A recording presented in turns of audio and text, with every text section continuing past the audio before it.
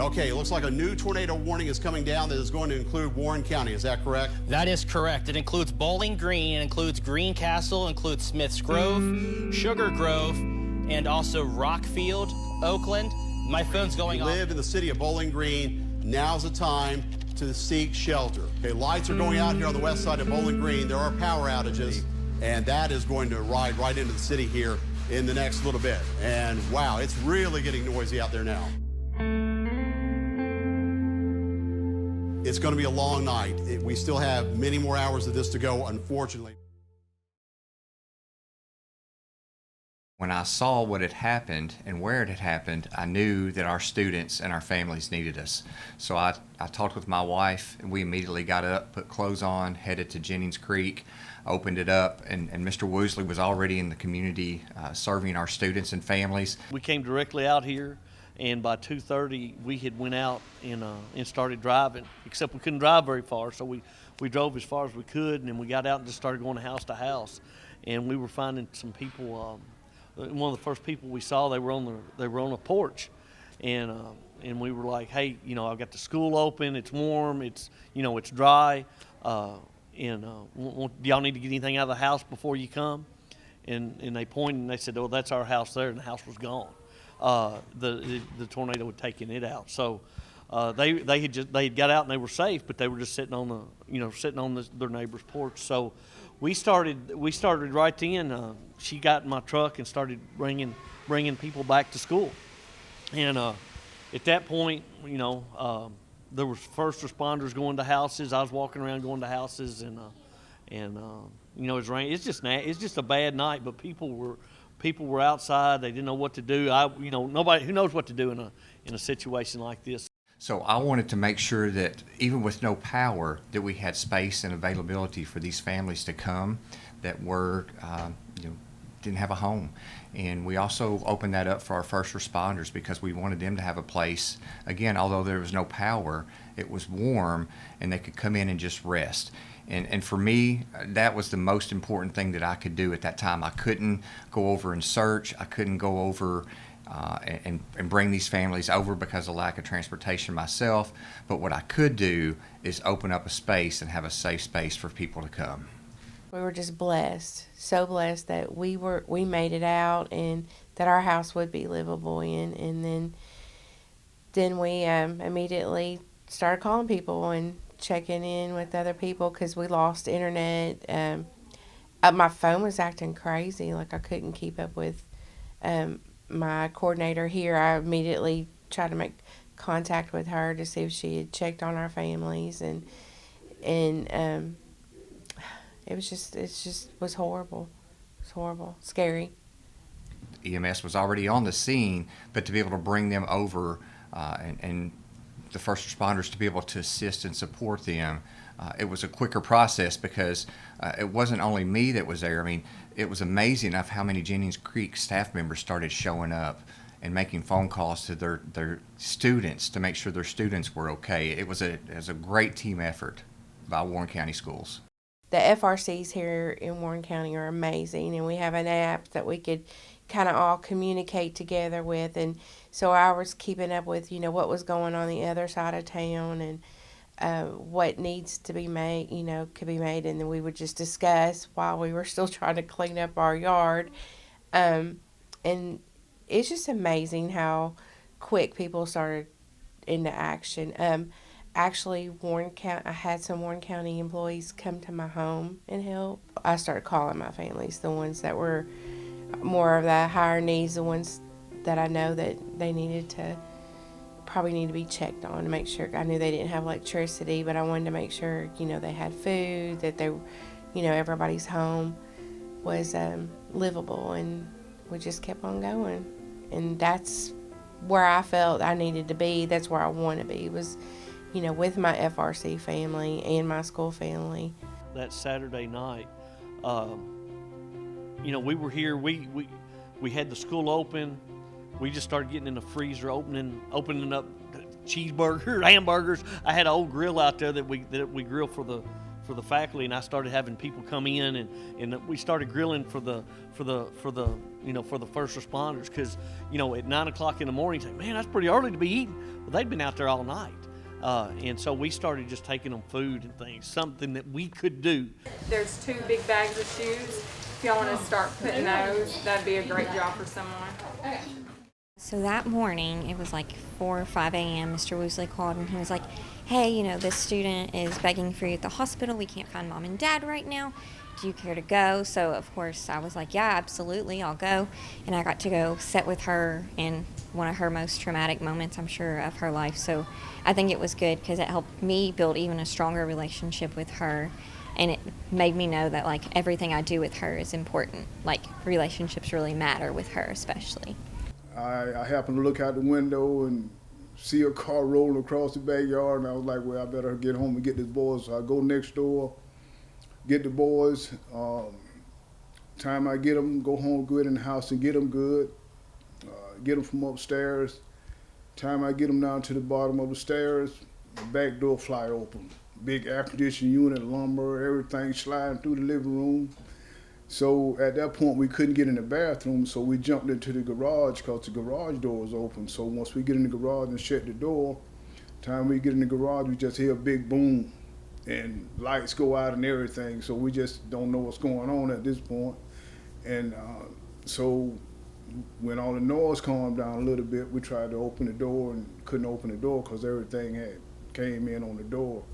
And probably about 45 minutes later, the rescue came around knocking on doors, and we was pounding on the garage door, and they heard us in there and got us out of the garage door. So. Betting. Very simple. No one had to say, like, hey, we need you to do this. People just got up and they did it without being asked, and that shows, like, that's BG Strong. Like, that's people caring about each other without having to, be told to do it. It just shows a lot of empathy. We were able to give them those immediate needs as far as, clothing, shoes, supplies, hygiene items, that was big, water, food. I mean, if you can imagine it, we had it. Tarps, just anything that you can imagine was in there. And people came, over 800 people, 800 families came to Moss. During the day, we had kids in the classrooms in the school building, and we had them kind of by age group. So even though obviously Jennings Creek is an elementary school, we took any children whose parents wanted them to come to childcare from the shelter, or any families with children and their siblings from Warren County Public Schools. So because of the number of families who'd been displaced, it was not just Jennings Creek families. We had children from other Warren County schools there as well, and their siblings. So we had at the youngest a 4-week-old all the way up to 6th graders throughout the week. We had them with age groups, and the staff volunteering in the classrooms had obviously not typical school day activities for them, but they were engaging them in activities all day long. You walk into a room and you would see them playing games or reading books or doing crafts. We didn't have internet for several days, so there were not kids sitting in front of screens all day long. And the public library set up in Jennings Creek's library and had a schedule of activities all week long for us to participate in as well. So they had great science activities going on, and special guest visitors, including Santa, lots of story time. And they were really a helpful partner in this as well, and helping provide activities for the students during that time. Here's a little one. Is there a hole? I always had a lot of respect for teachers, but this shined a whole different light on it. I mean, a lot of times people will do things for you because they know you or because they like you, but when somebody don't even know you and just go out of their way to do stuff for you, because our time is the only thing that we really have in this world. And when somebody give their time to you and all effort like that, that's a big thing. And they've been doing that with, the people I've met, it's like I've been knowing them all my life. and I just met them through this tornado. You know, it had to tear things down to bring people together, you know, and I met people I'll never forget in my life, you know, because of this tornado. You know, and this guy got some wonderful people in that school system. I don't care what nobody says. So it's been amazing. Then we started finding out that we had some students that didn't make it.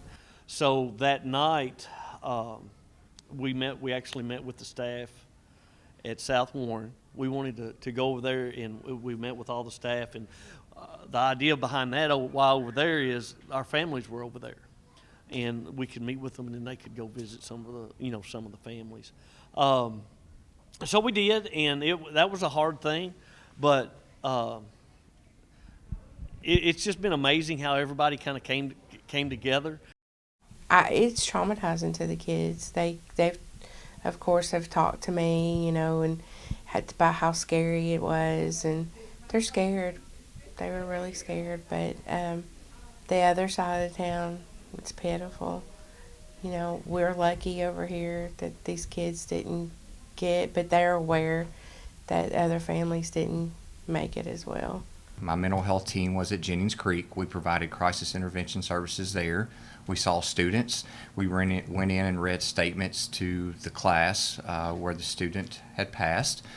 We provided services following up there for the rest of the day. We did the same at Moss. We did the same at Central yesterday.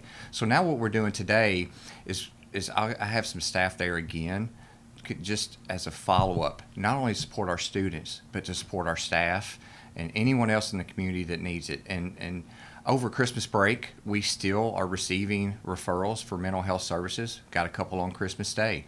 Didn't call them back on Christmas Day, but that next day, we were able to follow up with these families to get them the services they need.